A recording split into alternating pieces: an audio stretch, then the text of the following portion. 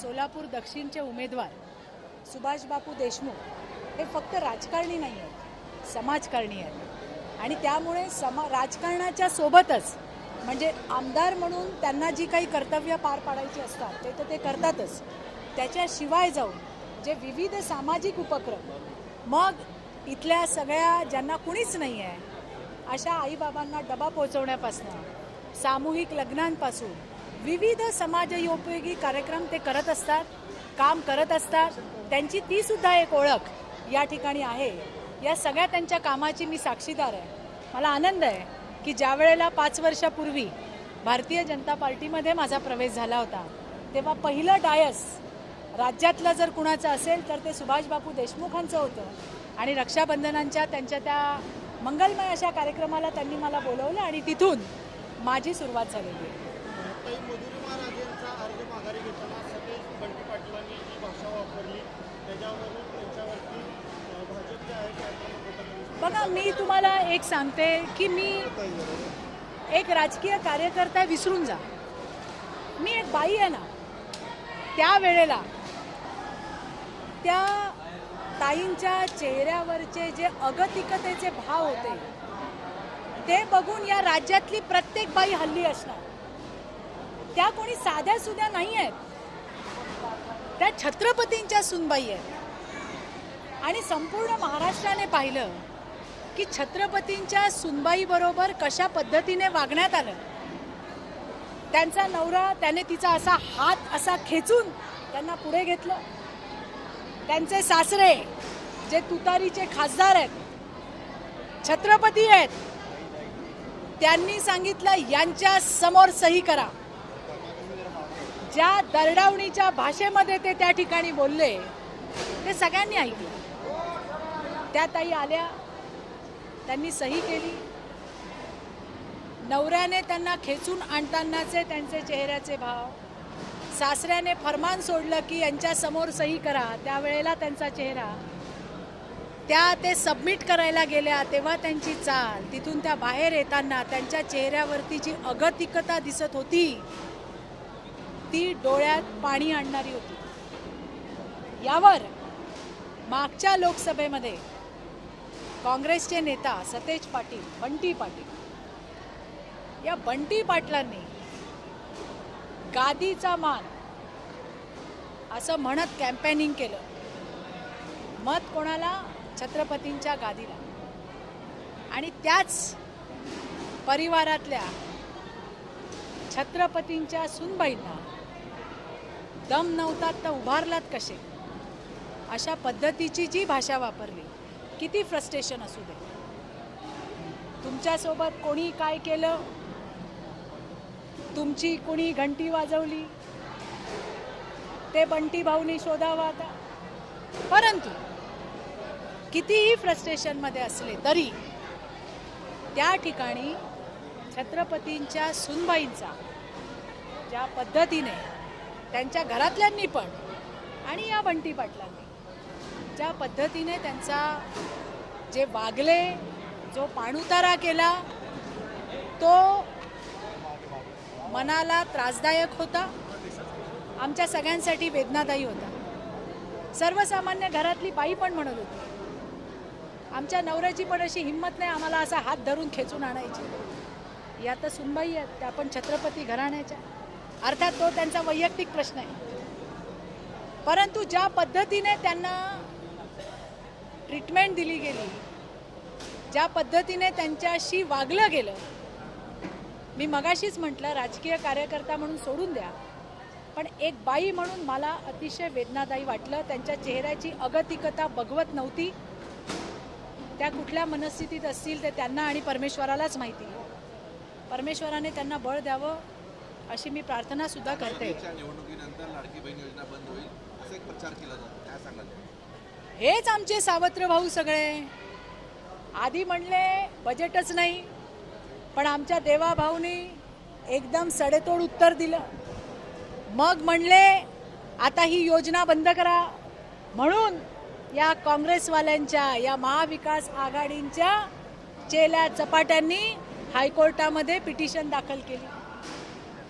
हायकोर्टाने ती फेटाळून लावली. मग यांच्या लक्षात आलं की आता आपला कार्यक्रम, मग हे बोलायला लागले, जे लाडक्या बहिणीच्या 1,500वरून टिंगल टवाळी करणारे म्हणायला लागले आमचं सरकार आल्यावर आम्ही 2,000 देऊ, आम्ही 3,000 देऊ.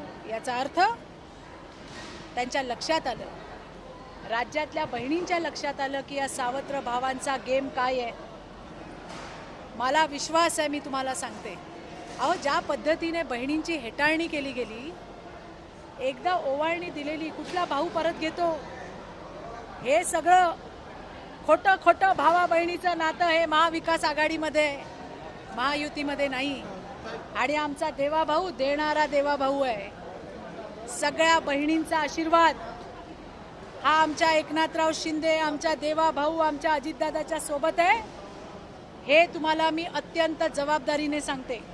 ताई, शरद पवार येणाऱ्या 1.5 वर्षात संसदीय जे राज्यसभा आहे ते आता निवृत्त होते. त्यांनी संसदीय जे राजकारण आहे त्याच्यामधून निवृत्तीचे संकेत जे आहेत पवार साहेबांनी दिले आहेत. कशा प्रकारे बघताय? मला माहिती नाही, पण मागे एकदा काहीतरी साहेब म्हणाले होते, मला आठवतं की मी आता लढणार नाही, पण ते लढले होते. त्यामुळे आता ते काय बोललेत मला माहीत नाही. हिना गावितांनी राजीनामा दिलाय भाजपाचा. खूप मोठ्या नेत्या ज्या आहेत ते भाजपाचा राजीनामा देतात. कशा प्रकारे बघताय? नाही, मला असं वाटतं की आम्ही महायुतीमध्ये आहोत, त्यामुळे आमच्या तिन्ही पक्षांना त्या ठिकाणी जागा हव्या. बरेच आमचे नेते कार्यकर्ते नाराज झाले तिकीट नाही मिळालं म्हणून. देवेंद्रजी असतील, आमचे बावनकुळेजी असतील, आमच्या भारतीय जनता पार्टी, शिवसेना, स्वतः एकनाथराव शिंदे, राष्ट्रवादी, स्वतः अजितदादा, तटकरे साहेब, या सगळ्यांनीच प्रयत्न केले. बऱ्याच लोकांना शांत करण्यात त्यांना यशही आलं, पण काही नाही ऐकले. हिना आमची एक चांगली बहीण आहे, आमच्यासोबत काम केलं आहे, पूर्वीही केलं आहे, आताही करते आहे. त्याच्यामुळे असा तिचा निर्णय झाला आहे. आता तुम्ही सांगताय, मला माहीत नव्हतं, परंतु आता काय बोलणार. प्रत्येकाला लढायची इच्छा असते, तिलाही समजवण्यात आलं असेल. लोकशाहीमध्ये प्रत्येकाला लढायचा अधिकार आहे, त्या पद्धतीने तिने काहीतरी ठरवलं असेल. लोकसभेला ज्या पद्धतीने सांगलीमध्ये निवडणूक झाली, त्या पद्धतीने सांगली पॅटर्न आता दक्षिण विधानसभेत राहू, आपण ज्यांच्यासाठी आलात त्यांच्या विधानसभेत राहू, असं एक महाविकास आघाडीचं गणित चालू. काय सांगाल? ही सगळी गणितं तुम्हाला सांगते, किती गणितं लावली. आधी संविधान बदलणार म्हणून, नंतर आरक्षण हटवणार म्हणून, जितकं काही खोटं बोलता येईल तितकं सगळं काम या महाविकास आघाडीने केलेलं आहे. लोकांना काय पाहिजे मला सांगा. लोकांना मी जे सांगते, महायुती का आवडते, का आवडतात एकनाथराव, का आवडतात देवेंद्रजी, का आवडतात अजितदादा, ते काम करतात. हो, ते लोकांमध्ये जातात, ते बांधावर जातात, ते सगळ्यांना भेटतात, सगळ्यांचे प्रश्न सोडवतात. ते काय फेसबुकवरून फक्त कोमट प्या पाणी प्या म्हणून नाही म्हणत. तुम्हालाही संधी दिली होती आणि तुम्ही 2.5 वर्षामध्ये महाराष्ट्राला कुठे नेऊन ठेवलं. आणि आज महाराष्ट्र त्या ठिकाणी एकनाथराव शिंदेंच्या, आमच्या देवाभाऊच्या, आमच्या अजितदादाच्या नेतृत्वात पुढे 1 नंबरला आलं आहे. तुम्ही बघितलं, सगळ्या कामांची जितकी कामं केली सगळ्याला स्थगिती द्यायचं काम यांनी केलं. आज या तिघांनी मिळून पुन्हा एकदा महाराष्ट्राला प्रगतीपथावर न्यायचं काम केलं आहे. आणि मी ग्राउंडवर लोकांमध्ये जाणारी आणि त्यांच्याशी बोलणारी कार्यकर्ता आहे. त्यामुळे प्रवासामध्ये आज मी मंदिरात गेले होते, कित्येक विधानसभेमधली लोकं मला भेटली आणि सगळे खुश आहेत. त्या सगळ्यांचा आशीर्वाद महायुतीच्या पाठीशी आहे. मला विश्वास आहे की याही वेळेला पुन्हा एकदा महायुतीला महाराष्ट्राच्या जनतेचा आशीर्वाद मिळेल. थँक्यू ताई. भारतीय जनता पार्टीचा या शायना एनसीचा आणि याचं घेतलं नाही. तुम्ही त्याच्यामध्ये घालचाल वाटलं मधुरी? घे ना, महत्वाचं आहे. मीच सांगावं आता. हे बरं आहे, म्हणजे मीच सांगायचं. काही महाविकास आघाडी नेत्यांकडून वारंवार महिलांचा अपमान होतोय. कशा प्रकारे बघता या सगळ्या घडामोडी? अतिशय संतापजनक असे उद्गार महाविकास आघाडीच्या या नेत्यांकडून केले जातात. मातृशक्तीचा किती अपमान करता येईल त्या पद्धतीने अपमान करण्याची स्पर्धा लागली आहे. आपण बघितलं की मुंबादेवीच्या शिवसेनेच्या उमेदवार शायना एनसी यांना उद्धव बाळासाहेब ठाकरे या गटाचे खासदार अरविंद सावंत माल बोलले. दुसरे सकाळी उघडल्यावर जे गटार चालू होतं त्या संजय राऊतचा धाकटा भाऊ सुनील राऊत यांनी शिवसेनेची उमेदवार सुवर्णा करंजेताई यांना म्हणलं ही बकरी आहे आणि माझ्या गळ्यात बांधली आहे आणि 20 तारखेला तिला कापू. अरे ही कुठली भाषा आहे? ही कुठली भाषा आहे? आणि मला आश्चर्य या गोष्टीचं वाटतं की एरवी तेरवी उठून सटर फटर बोलणाऱ्या सगळ्या गप्पा आहेत. आमच्याकडे संगमनेरला जयाताईबद्दल अपमानजनक बोललं गेलं. जयाताई बाळासाहेबांची कन्या, पण ते काँग्रेसचे नेते, हा विषय वेगळा आहे. या राज्याची लेक आहे.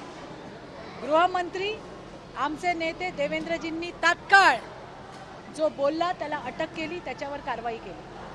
पण आज शायना एनसी असेल, सुवर्णा करंजे असेल, या आमच्या लढणाऱ्या लढाऊ भगिनींबद्दल ज्या पद्धतीने बोललं जातं त्याच्यावर शाहू फुले आंबेडकरांची विचारधारा सांगणारे, महिलांच्या सक्षमीकरण सशक्तीकरणावरती घसा कोरडा होईपर्यंत बोलणारे, मग बारामतीच्या मोठ्या ताईपासून तर अगदी खालच्या सटर फटरपर्यंत कुणी बोलायला तयार नाही. हे महाराष्ट्राचं दुर्दैव आहे. आणि त्यामुळेच महिलांबद्दल यांच्या मनात किती विष आहे हे महाराष्ट्रातल्या जनतेने पाहिलंय. याच मातृशक्तीची सणसणीत थप्पड ही महाविकास आघाडीला बसल्याशिवाय राहणार नाही, हा माझा विश्वास आहे. थँक्यू.